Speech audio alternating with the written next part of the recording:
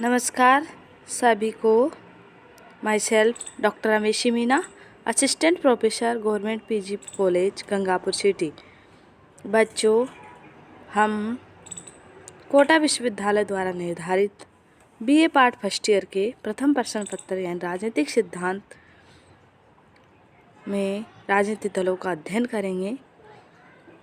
राजनीतिक दल एक लोकतांत्रिक शासन व्यवस्था के लिए कितना महत्व रखते हैं, यानी और उसका एक तरह से आधार स्तंभ है। लोकतांत्रिक शासन व्यवस्था के लिए उसकी एक अनिवार्य शर्त है। लोकतांत्रिक शासन व्यवस्था के प्राण हैं, इसलिए इनका अध्ययन करते हैं। यानी वर्तमान में अधिकतर देशों में लोकतांत्रिक शासन व्यवस्था है और लोकतांत्रिक शासन व्यवस्था के सफल संचालन के लिए राजनीतिक दलों का होना जरूरी है। सबसे पहले हम आज के वीडियो में हम राजनीतिक दलों के अर्थ, परिभाषा, महत्व, आवश्यक तत्व, कार्य, गुण एवं दोषों का अध्ययन करेंगे।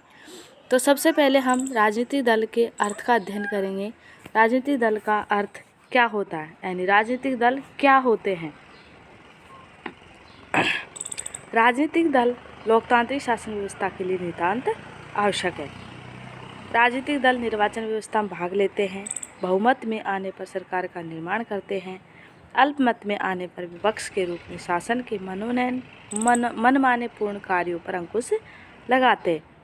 यानी ये चुनाव में भाग लेते हैं और फिर बहुमत में आने पर सरकार का निर्माण करते हैं, अल्पमत में आने पर ये विपक्ष के रूप में कार्य करते हैं और अगर सरकार कोई मनमाने कार्य करती है तो उसके ऊपर अंकुश लगाते हैं। राजनीतिक दल का अर्थ ये भी है कि राजनीतिक दल ऐसे व्यक्तियों का समूह से, यानी व्यक्तियों का समूह होता है जो कुछ समस्याओं के रूप में और उस समस्या के समाधान के संबंध में एकमत है और जिन्होंने सामान्य उद्देश्य की प्राप्ति के लिए मिलकर वे ढंग से काम करने का निश्चय कर लिया है। और विभिन्न राजनीतिक विचारकों ने दल की अलग अलग परिभाषाएं दी है, उनका हम अध्ययन करेंगे। यानी राजनीतिक दल क्या है, एक तरह से एक औपचारिक संगठन होता है जिसके निश्चित उद्देश्य होते हैं और निश्चित सिद्धांत होते हैं और इन उद्देश्यों की प्राप्ति के लिए ही ये वैध ढंग से कार्य करते हैं और अपने उद्देश्य की प्राप्ति के लिए सरकार का निर्माण करते हैं। अब हम राजनीतिक दलों की परिभाषाओं का अध्ययन करते हैं। राजनीतिक दल की परिभाषाएं कई सारे विद्वानों ने दी है। हम सबसे पहले मैकाइवर की परिभाषा का अध्ययन करेंगे। राजनीतिक दल एक ऐसी संस्था है जो कुछ सिद्धांतों या नीतियों पर संगठित हो। क्या कहा मैकाइवर ने कि राजनीतिक दल एक ऐसी संस्था है जो कुछ सिद्धांत नीतियों पर संगठित है जिनको वे संवैधानिक तरीके से सरकार के निर्माण के लिए आधार बनाते हैं।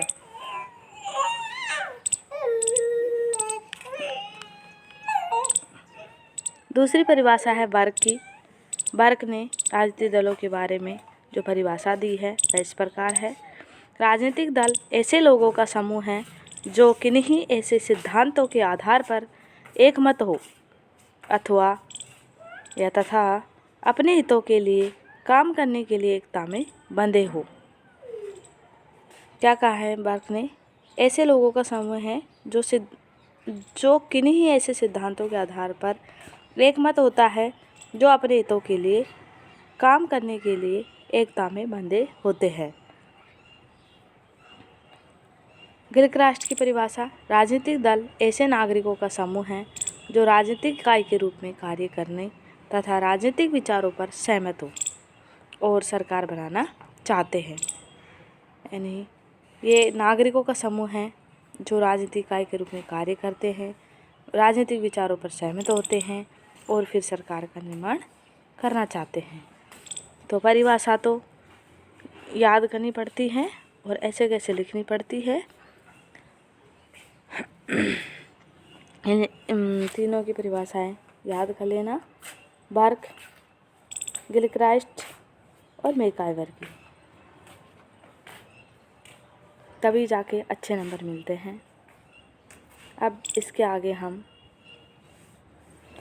राजनीतिक व्यवस्था में राजनीतिक दलों की भूमिका एवं महत्व का अध्ययन करेंगे कि राजनीतिक व्यवस्था में राजनीतिक दलों की क्या भूमिका है और उसका क्या महत्व है। लोकतंत्र के पहिए के रूप में राजनीतिक दल अनिवार्य है। जिस प्रकार एक गाड़ी को चलाने के लिए पहियों की आवश्यकता होती है, उसी प्रकार लोकतंत्र को चलाने के लिए राजनीतिक दल रूपी पहिए की आवश्यकता होती है। राजनीतिक दल बहुत बड़ी सीमा तक हमारे जीवन के महत्वपूर्ण अंग बन चुके हैं। राजनीतिक शब्द का उच्चारण करते समय उसमें राजनीतिक दलों की ध्वनि झंकृत होती है। लोकतंत्र चाहे उसका कोई भी स्वरूप क्यों ना हो, राजनीतिक दलों की अनुपस्थिति में अकल्पनीय है। इसीलिए उन्हें लोकतंत्र का प्राण, लाइफ ब्लड ऑफ डेमोक्रेसी कहा गया है। यदि राजनीतिक दलों को शासन का चतुर्थ अंग कहा जाए तो कोई अतिशयोक्ति नहीं होगी। प्रोफेसर मुनरो के शब्दों में लोकतंत्रात्मक शासन दलीय शासन का ही दूसरा नाम है। लोकतंत्रीय शासन दलीय शासन का ही दूसरा नाम है।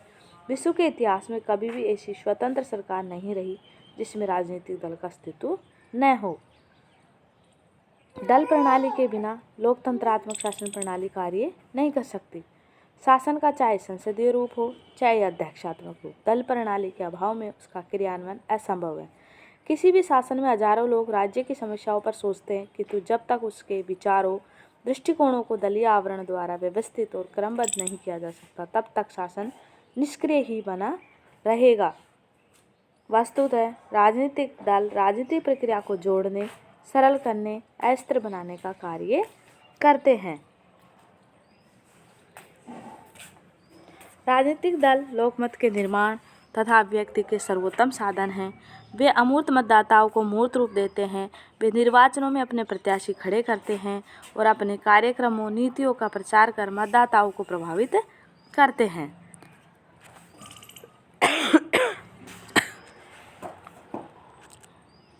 मेरियट ने तो दलों को सरकार की पूरक संस्था कहा है, क्योंकि वे प्रतिनिधियों का चुनाव, सार्वजनिक नीतियों का निर्धारण, सरकार का संचालन और उसकी आलोचना करने में सहायता प्रदान करते हैं। इसीलिए मेरियट ने राजनीतिक दलों को सरकार की पूरक संस्था कहा है। इसके आगे हम अब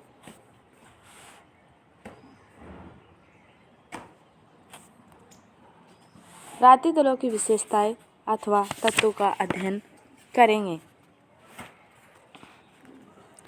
राजनीतिक दलों की क्या क्या विशेषताएं हैं। राजनीतिक दल लंबी अवधि के लिए संगठन बनाते हैं, यानी लंबी अवधि के संगठन हैं। दल को मजबूत स्थायी बनाने के लिए उसमें संगठन का होना अत्यंत आवश्यक है। संगठन से तात्पर्य है दल के कुछ अपने लिखित अलिखित नियम, उपनियम, कार्यालय, पदाधिकारी आदि होने चाहिए। ये दल के सदस्यों को अनुशासित रखते हैं। दूसरा है कतिपय सिद्धांतों अथवा नीतियों के बारे में सहमति, यानी जो दल है उसके कुछ सिद्धांत और नीतियाँ होती हैं, उनमें आपस में उनमें एकता पाई जाती है। तीसरा है अपने उद्देश्यों की प्राप्ति के लिए शांतिपूर्ण और संवैधानिक साधनों का प्रयोग। राजनीतिक दल को अपने लक्ष्य की प्राप्ति के लिए सदा संवैधानिक उपायों का सहारा लेना चाहिए। जो असंवैधानिक उपायों का अनुसरण करते हैं, हिंसात्मक साधनों को अपनाते हैं, उन्हें राजनीतिक दल नहीं कहा जा सकता। चौथी विशेषता है राष्ट्रीय हित की दृष्टि से अपनी नीतियों को कार्य रूप देने की लालसा। राजनीतिक दल एक ऐसा समुदाय है जो उच्च आदर्शों से अनुप्राणित होता है, जिसके कार्यक्रमों और नीतियों का देशव्यापी आधार होता है, क्षेत्रीय अथवा सांप्रदायिक नहीं। उसे किसी विशेष जाति, धर्म, संप्रदाय, वर्ग के हित की अपेक्षा राष्ट्रीय हित की अभिवृद्धि की चेष्टा करनी चाहिए। यदि कोई दल संप्रदाय विशेष का हित साधन करते हैं तो यथार्थ में उन्हें राजनीतिक दल नहीं कहा जा सकता। अब हम राजनीतिक दलों के कार्यों का अध्ययन करेंगे। राजनीतिक दल के कार्य क्या क्या हैं। राजनीतिक दल सार्वजनिक नीतियों का निर्धारण करते हैं। राजनीतिक दल जनता का समर्थन प्राप्त करने के लिए अपनी नीतियों, योजनाओं का जोरदार प्रचार करते हैं। वे राजनीतिक, आर्थिक, सामाजिक समस्याओं के विभिन्न पहलुओं से जनता को परिचित कराते हैं। इसलिए राजनीतिक दलों को विचारों का दलाल कहा जाता है। दूसरी कार्य है शासन का संचालन करना। पहला है सार्वजनिक नीतियों का निर्धारण, दूसरा है शासन का संचालन। शासन का संचालन कैसे करते हैं? राजनीतिक दल चुनाव में बहुमत प्राप्त करके सरकार का निर्माण करते हैं, अपने दल में से ही मंत्री नियुक्त करते हैं और विभिन्न विधियों से अपने चुनाव घोषणा पत्र के वायदों को पूरा करने का प्रयास करते हैं। तीसरा है शासन की आलोचना। यदि निर्वाचन में किसी दल को बहुमत प्राप्त न हो तो वह प्रतिपक्ष के रूप में भूमिका का निर्वहन करता है और प्रतिपक्ष के रूप में उसका कर्तव्य हो जाता है कि वह शासन को सचेत रखे। अगर वह गलत काम करता है तो उसकी आलोचना करता है। चुनाव का संचालन। राजनीतिक दलों से ही चुनाव की सार्थकता प्रकट होती है। वे चुनाव के समय अपने चुनाव घोषणा पत्र तैयार करते हैं, उनका प्रचार करते हैं, प्रत्याशियों को खड़ा करने और हर तरीके से चुनाव जीतने का प्रयत्न करते हैं। लोकमत का निर्माण। राजनीतिक दल लोकमत का निर्माण करते हैं। कैसे? यदि शासित व्यक्तियों की सहमति से सत्ता को प्राधिकार अर्जित करना है और यदि शासन की नीतियों पर लोकमत प्राप्त करना है तो राजनीतिक दल अपराधी है। इनकी अनुपस्थिति में जन समुदाय एक दिशाहीन भीड़ के अतिरिक्त और कुछ न होगा। लॉर्ड ब्राइस के शब्दों में लोकमत को प्रशिक्षित करने, उसके निर्माण और अभिव्यक्ति में राजनीतिक दलों के द्वारा अत्यधिक महत्वपूर्ण कार्य किया जाता है। शासन और जनता के बीच ये मध्यस्थ का कार्य करते हैं। ये जनता की समस्या आकांक्षाओं को सरकार के सामने रखते हैं और सरकार की स्थिति से जनता को अवगत कराते हैं। राजनीतिक प्रशिक्षण। राजनीतिक दल जनता को राजनीतिक प्रशिक्षण देते हैं। राजनीतिक दलों के प्रचार से नागरिकों को राजनीतिक शिक्षा मिलती है, उन्हें समस्याओं के विभिन्न पहलुओं का पता लगता है। इस प्रकार से नागरिकों में राजनीतिक चेतना जागृत होती है। सामाजिक और सांस्कृतिक कार्य। अधिकांश राजनीतिक दल जनता के सामाजिक सांस्कृतिक जीवन को उन्नत करने का भी कार्य करते हैं। स्वाधीनता आंदोलन के युग में कांग्रेस ने हरिजन कल्याण और स्त्री उद्धार संबंधी कार्य से संबंधी बहुत से कार्य किए थे। अंतिम कार्य है दलीय कार्य। प्रत्येक राजनीतिक दल कतिपय दल संबंधी कार्य करता है, मतदाताओं को दल का सदस्य बनाता है, सार्वजनिक सभाओं का आयोजन करता है, दल के लिए चंदा इकट्ठा करता है आदि कार्य हैं। भारत एक लोकतांत्रिक देश है और हम उसके नागरिक हैं, तो हमें राजनीतिक दलों के कार्य तो व्यावहारिक रूप में ही पता है, तो रटने की आवश्यकता नहीं है। तुम जो देखते हो, जैसे कि अपन देखते हैं कि दल चुनाव के टाइम क्या करते हैं, यानी जैसे सार्वजनिक नीतियों को निर्धारण करते हैं, यानी अपना घोषणा पत्र निर्धारित करते हैं, फिर शासन का संचालन भी करते हैं। अगर बहुमत मिल जाता है तो, अल्पमत में रहते हैं तो विपक्ष के रूप में शासन की आलोचना भी करते हैं, चुनाव का संचालन करते हैं और प्रचार के माध्यम से लोकमत का निर्माण भी करते हैं। शासन और जनता के बीच मध्यस्थ का कार्य करते हैं, जनता को राजनीतिक शिक्षा का देने का कार्य भी करते हैं, सामाजिक सांस्कृतिक कार्य भी करते हैं और दलीय कार्य भी। इससे आगे हम राजनीतिक दलों के गुणों का अध्ययन करेंगे, यानी राजनीतिक दलों के क्या क्या गुण होते हैं। पहला है राजनीतिक कारण। राजनीतिक दल समय समय पर जनता की राजनीतिक निंदा को तोड़ते हैं, उसे जाने व अनजाने राजनीति में भाग लेने के लिए विवश करते हैं। निर्वाचनों के समय वे राजनीति के बहुत से गुप्त अस्पष्ट पहलुओं पर जनता का ध्यान आकर्षित करते हैं। जनसाधारण भी उन विषयों से परिचित हो जाता है। जनता की उदासीनता लोकतंत्र के लिए सबसे बड़ा खतरा है और इस दृष्टि से उदासीनता के वातावरण को दूर करने वाले राजनीतिक दल राजनीतिक जागरण के मुख्य साधन कहे जाते हैं। यानी जनता को राजनीतिक रूप से जागरूक रखते हैं और उसकी उदासीनता को दूर करते हैं, उसको शासन में भाग लेने के लिए सक्रिय बनाते हैं। लोकमत का निर्माण करते हैं। राजनीतिक समस्याओं का पूरा विवरण जनता के सामने रखकर राजनीतिक दल लोकमत का निर्माण करते हैं।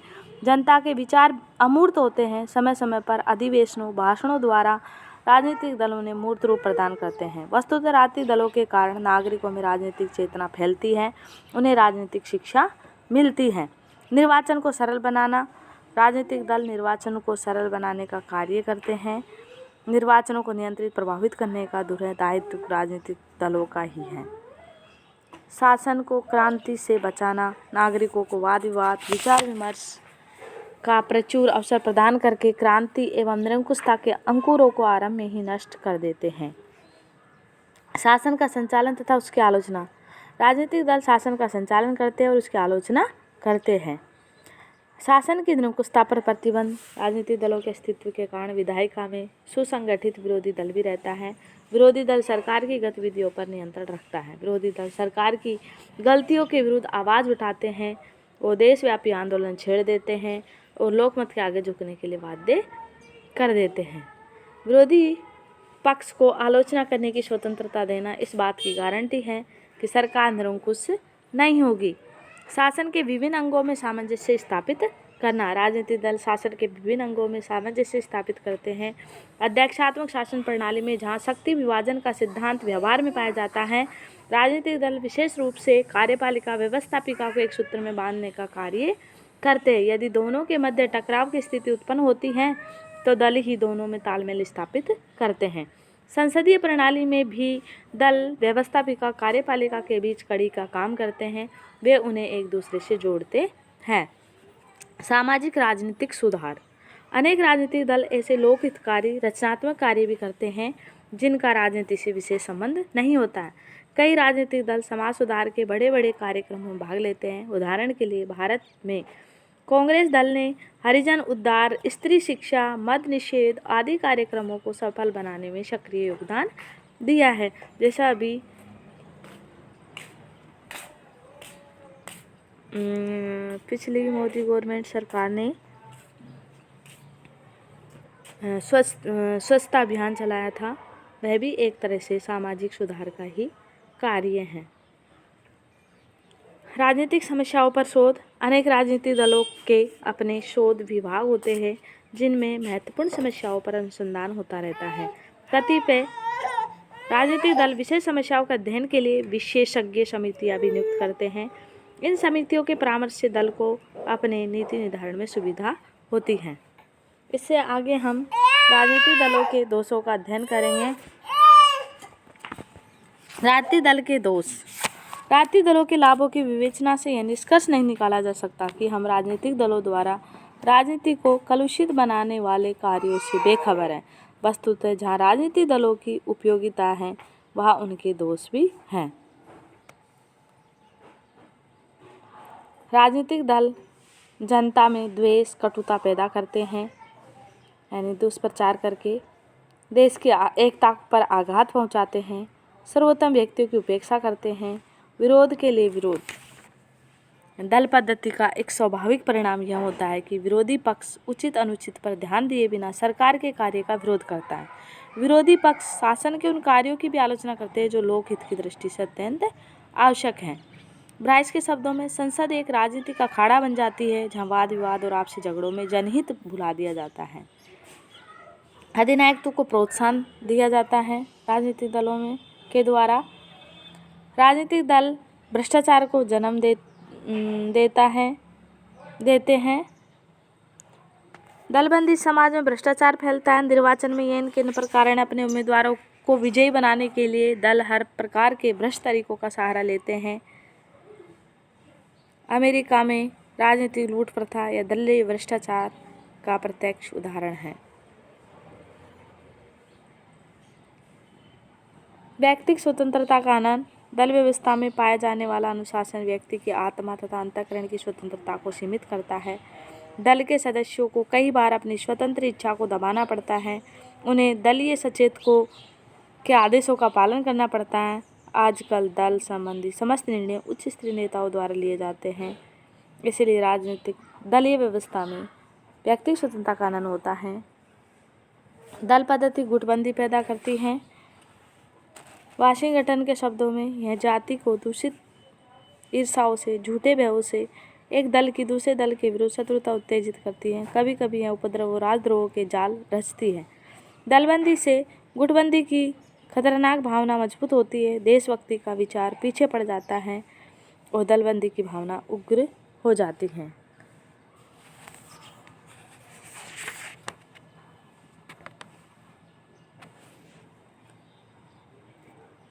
निष्कर्ष रूप में यही कहा जा सकता है कि प्रतिनिधि सरकार में दल अनिवार्य हैं।